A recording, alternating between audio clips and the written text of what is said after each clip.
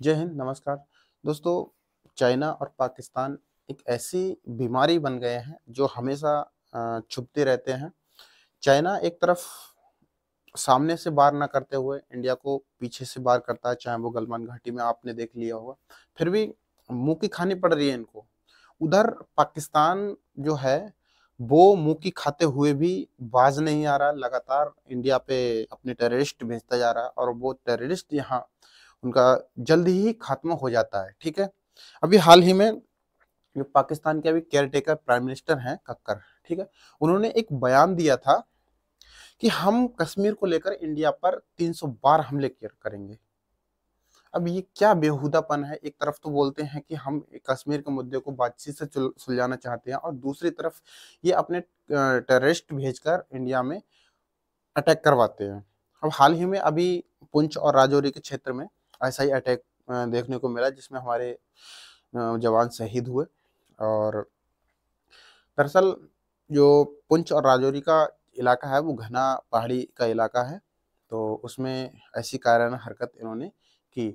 उसी को देखते हुए जो पाकिस्तान और चाइना का जो अंडर प्लान चल रहा है, यानी कि पीछे इनका प्लान चल रहा है कि किस तरीके से इंडिया में हम चीज़ों को करें, ठीक है? ताकि हम पकड़ मजबूत करें और इंडिया का क्षेत्र को कब्जाएँ, ठीक है? तो उसी को लेकर हम आज हाज़िर हुए हैं और इनका जो प्लान है, वो पुंछ अटैक में नज़र आया है। वो किस तरीके से नज़र आया, आइए इस वीडियो के माध्यम से समझते हैं, ठीक है?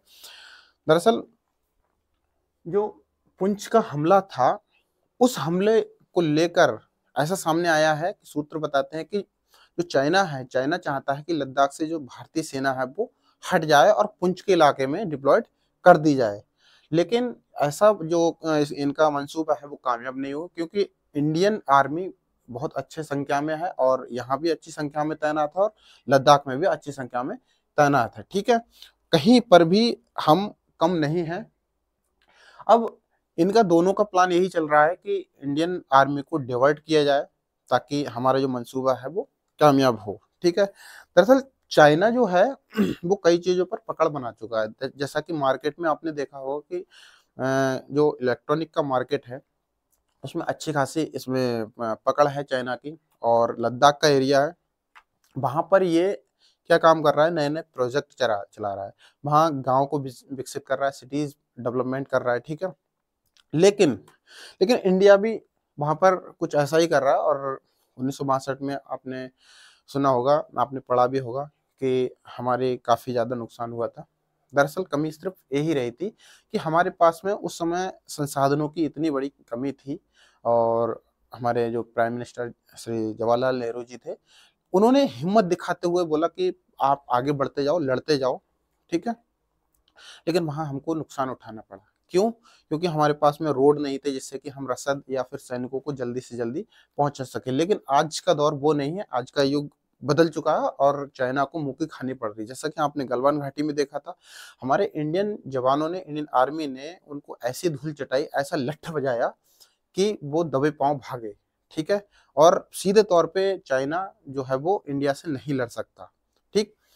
आज का डेट में जो नए-नए वहाँ पर प्रोजेक्ट चलाए जा रहे हैं इंडिया के द्वारा, उसमें बहुत जल्दी आर्मी तैनात की जा सकती है, वाहन बहुत जल्दी पहुँचाए जा सकते हैं, हथियार बहुत जल्दी पहुँचाए जा सकते हैं, ठीक है? ये सुविधा वहाँ पर हो चुकी है, ठीक? इसीलिए अब चाइना इंडिया से नहीं लड़ना चाहता, इसीलिए चाहता है कि वो पाकिस्तान की पीठ पर बैठकर पाकिस्तान से क्या करे कि पुंछ राजौरी के इलाके में ये हमला करवाए। और पुंछ राजौरी का जो इलाका है वो दरअसल इस तरीके का है और यहाँ पर घने जंगल हैं, पहाड़ियाँ भी हैं।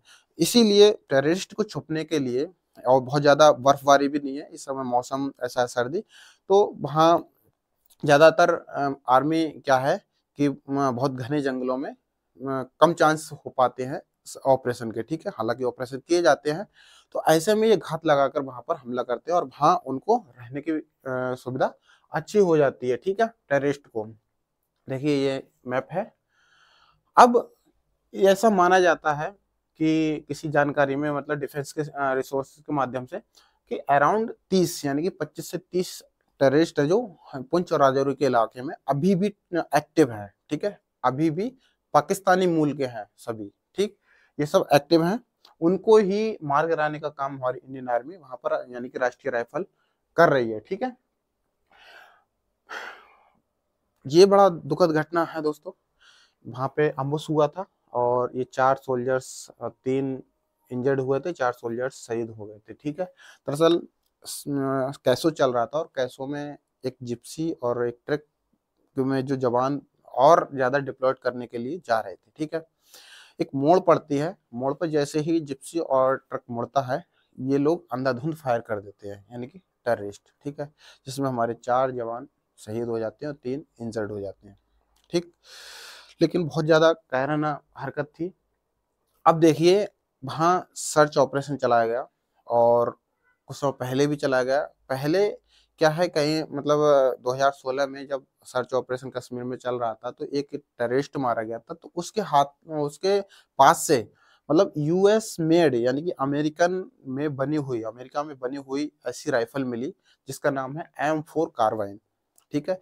ये वेपन कैरी करने में बहुत हल्का है लेकिन मारक क्षमता इसकी अच्छी है, ठीक है। इसीलिए ये 1980 में बनना स्टार्ट हुआ और लगभग बहुत सारे देश इसको इस्तेमाल कर रहे हैं, ठीक है। ऐसा ही इस्तेमाल ये इन टेररिस्टों के माध्यम से भी किया जा रहा है। लेकिन इंडिया की आर्मी जो है वो बहुत आज एडवांस हो चुकी है। हालांकि हमारा नुकसान तो करते ही हैं लेकिन इनको जल्द ही मार गिराया जाता है हमारे जवानों के द्वारा, ठीक है। ऑपरेशन चल ही रहा है। लास्ट में हमारे जो कर्नल साहब हैं मनोज कुमार जी, वो बोलते हैं कि पुंछ और राजौरी का जो इलाका है उसमें आर्मी बैटल कर रही है, टेररिस्टों से बैटल कर रही है और इसके लिए इसको फ्लश करने का काम कर रही है, फ्लश आउट, ठीक है। ऑपरेशन सर्प विनाश चलाया गया जिसके तहत 2003 में ये चलाया गया था, ठीक है। हमने बहुत सारे मतलब बोला गया बहुत सारे टेररिस्ट को वहां पर पुंछ और राजौरी में 20 से ज्यादा टेररिस्ट को मार गिराया, ठीक है, 20 से ज्यादा, ठीक। तो इस वीडियो में यही जानकारी थी कि जो पाकिस्तान है और चाइना है वो आए दिन हमला कर करके और पाकिस्तान के पीठ पर बैठकर चाइना अपनी रोटियां सेक रहा है और सोच रहा है कि इंडिया को कैसे रोका जाए, क्योंकि चाइना को रोकने के लिए इंडिया ही ऐसा विकल्प है जो कि उसके सामने खड़ा है और चाइना के मंसूबों को नाकाम कर रहा है। चाइना की स्थिति क्या है कि वो चाहता है कि मेरे चारों ओर की जितनी बाउंड्री है मैं धीरे धीरे करके इंक्रीज करता रहूं, ठीक है।